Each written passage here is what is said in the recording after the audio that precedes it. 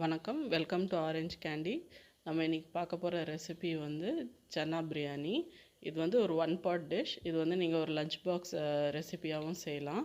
So இதுக்கு தேவையான பொருள் என்னென்னு பார்த்துக்கலாம். இதுக்கு வந்து நான் ஒரு கப்பு வந்து வெள்ளை மூக்கல்ல காபூலி சன்னான்னு சொல்லுவாங்க.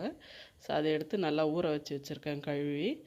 அப்புறமா இதுக்கு வந்து பிரியாணிக்கு வந்து நான் வந்து பிரியாணி ரைஸ், பாஸ்மதி ரைஸ் இல்லைன்னா லாங் கிரெயின் ரைஸ் யூஸ் பண்ணலாம். நான் இன்றைக்கி வந்து சாப்பாடு ரைஸ் யூஸ் பண்ணுறேன். இது வந்து சுமாராக ஒரு 400 கிராம்ஸ் ரைஸ் வந்து நல்லா வாஷ் பண்ணி ½ அன் ஹவர் சோக் பண்ணி வச்சுருக்கேன். அப்புறமா 2 ஸ்பூன் அளவுக்கு வந்து தேங்காய் பொடியாக கீனி வச்சுருக்கேன். அப்புறமா பூண்டு வந்து ஒரு 8 பெரிய பல், ஒரு பச்சை மிளகா, 2 இன்ச்சு வந்து இஞ்சி, அப்புறமா வந்து ஒரு பெரிய தக்காளி பொடியாக நறுக்கி வச்சுருக்கேன். மீடியம் சைஸ் ஆனியன் வந்து நீட் வாட்டத்தில் வெட்டி வச்சுருக்கேன். அப்புறம் கரம் மசாலா வந்து 1 டீஸ்பூன், தேவையான அளவுக்கு உப்பு, குழம்பு மிளகாத்தூள் வந்து 1 டேபிள் ஸ்பூன், 1/4 ஸ்பூன் வந்து மஞ்சள் தூள். அப்புறமா இங்கே ஹோல் கரம் மசாலாவில் வந்து 2 பிரிஞ்சி இலை, அப்புறமா ஒரு பட்டை, கொஞ்சமாக ஜாதி பத்திரி கொஞ்சம் சின்ன துண்டு, ஸ்டார் அனீஸ் ஒரு சின்ன பீஸ், 2 கிராம்பு, 2 சின்ன ஏலக்காய். இப்போ வாங்க இது எப்படி செய்யுதுன்னு பார்க்கலாம். ஃபஸ்ட்டு வந்து நம்ம இந்த ரெசிபிக்கு வந்து இந்த சோக் பண்ணி வச்சுருக்க அந்த சன்னா வந்து வெள்ளை மூக்கல்லே வந்து நம்ம வந்து 2 விசில் வந்து குக்கரில் வர வரைக்கும் தண்ணி ஊற்றி வேக வைக்க போகிறோம். லேசாக கொஞ்சம் உப்பு ஆட் பண்ணிக்க போகிறோம் அதெல்லாம் வேக வைக்கும் போது. இப்போ நம்ம சோக் பண்ணி வச்சுருக்க சன்னா வந்து அந்த சோக் பண்ண தண்ணியிலே போட்டு நம்ம வேக வச்சிடலாம். ஒரு 2 விசில் வரட்டும். அதனால் முன்னாடியே வாஷ் பண்ணி சோக் பண்ணி வைங்க. ஏன்னா அந்த தண்ணியை நம்ம யூஸ் பண்ணுறோம். கொஞ்சம் வேணா கூட கொஞ்சம் தண்ணி ஆட் பண்ணி லைட்டாக உப்பு ஆட் பண்ணி 2 விசில் வர வரைக்கும் நம்ம வேக விட்டுடலாம்.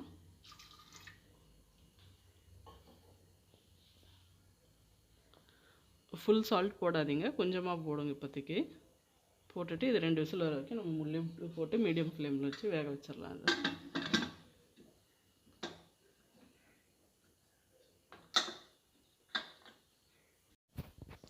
நம்ம சன்னா வந்து வேகிற டைமில் வந்து நம்ம பேஸ்ட் ரெடி பண்ணிக்கலாம். நம்ம எடுத்து வச்சுருக்க பூண்டு பல், இஞ்சி, பச்சை மிளகாய் ஒரு மிக்சி ஜாரில் போட்டுக்கலாம்.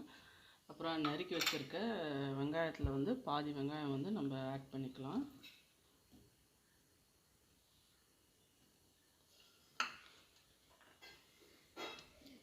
அப்புறமா வந்து தேங்காய் வந்து 2 ஸ்பூன் வந்து கீனி வச்சுருக்கேன்.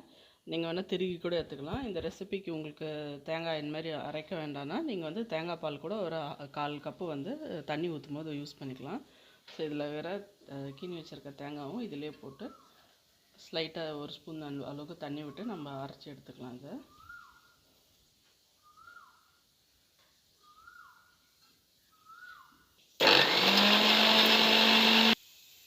இப்போ வந்து நம்ம மிக்சியில் போட்டதெல்லாம் நல்லா ஃபைன் பேஸ்ட்டாக பண்ணி எடுத்துட்டோம்.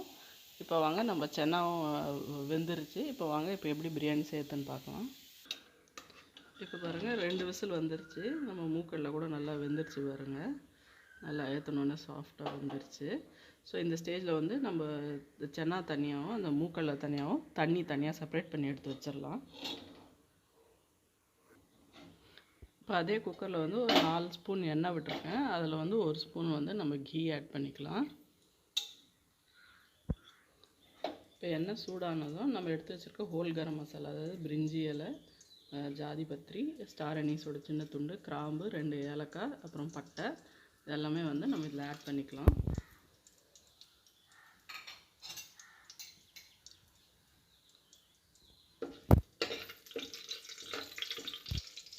அது கூடவே வந்து நம்ம பேஸ்ட் பண்ணி வச்சுருக்க இஞ்சி, பூண்டு, வெங்காயம் விழுதெல்லாம் வந்து ஆட் பண்ணிடலாம். ஸோ இது வந்து நல்லா சாட்டே ஆகட்டும். ஆயிலில் நல்லா வதங்கட்டும், அதோட பச்சை வாசனை போகிற வரைக்கும்.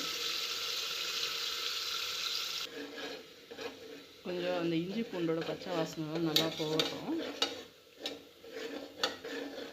அப்புறம் இதிலே வந்து நம்ம மீதி உள்ள வெங்காயமாக ஆட் பண்ணிடலாம். மீதி இருக்க வெங்காயம் வந்து நீட் வட்டத்தில் நறுக்கி வச்சுருக்கு வந்து ஆட் பண்ணிடலாம். அதுவும் நல்லா வதங்கட்டும் வெங்காயம்.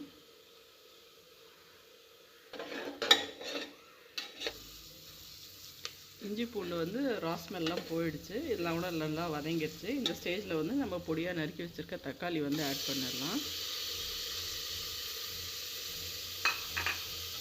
ஸோ தக்காளி வந்து இப்போ கொஞ்சம் நல்லா குழையட்டும்.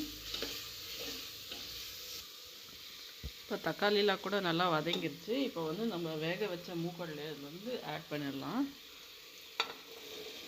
இதுலேருந்து தண்ணி பிரித்து வச்சிட்டோம். இது வெறும் மூக்கடலையை மட்டும் நம்ம இதில் ஆட் பண்ணிடலாம். ஆட் பண்ணிட்டு கூடவே வந்து நம்ம எடுத்து வச்சுருக்க மசாலா ஐட்டம்லாம் ஆட் பண்ணிடலாம். அதில் கரம் மசாலா, குழம்பு மிளகாத்தூள், மஞ்சள் தூள், அப்புறமா கொஞ்சமாக உப்பு. ஸோ இந்த மூக்கடலையோடு சேர்ந்து இந்த மசாலாலாம் கூட கொஞ்சம் நல்லா பச்சை வாசனை போகிற அளவுக்கு கொஞ்சம் லேசாக 1 or 2 minutes நம்ம வந்து வதக்கிக்கலாம்.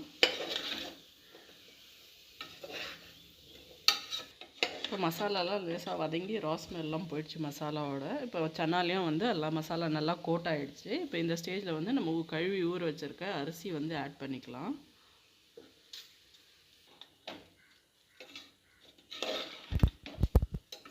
இப்போ இதில் வந்து நம்ம அந்த சன்னா வேக வச்ச தண்ணி எடுத்து வச்சுருக்கோம் இல்லையா, அந்த தண்ணி வந்து இதில் ஆட் பண்ணிக்கலாம். ஆட் பண்ணிவிட்டு அப்புறம் மீதி வந்து எவ்வளோ தண்ணி தேவையோ அவ்வளோ வந்து குடிக்கிற தண்ணி ஆட் பண்ணிக்கலாம்.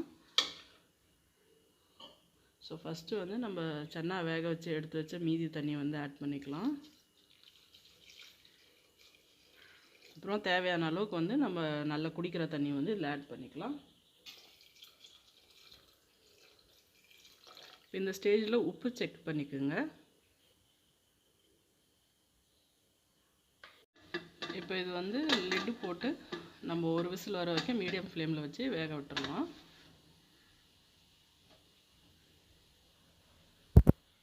இப்போ 1/2 hour ஆகிடுச்சு, ஸ்டீம் இறங்கிடுச்சு. இப்போ நம்ம லிட்டு ஓப்பன் பண்ணி பார்த்துடலாம்.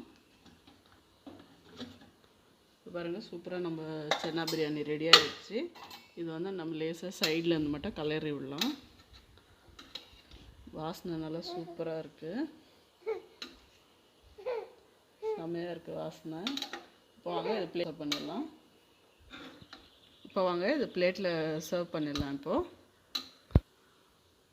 இப்போ பாருங்கள், நம்மளுக்கு சூப்பரான டேஸ்டியான சன்னா பிரியாணி, அதாவது வெள்ளை மூக்கடலை பிரியாணி ரெடி ஆகிடுச்சு.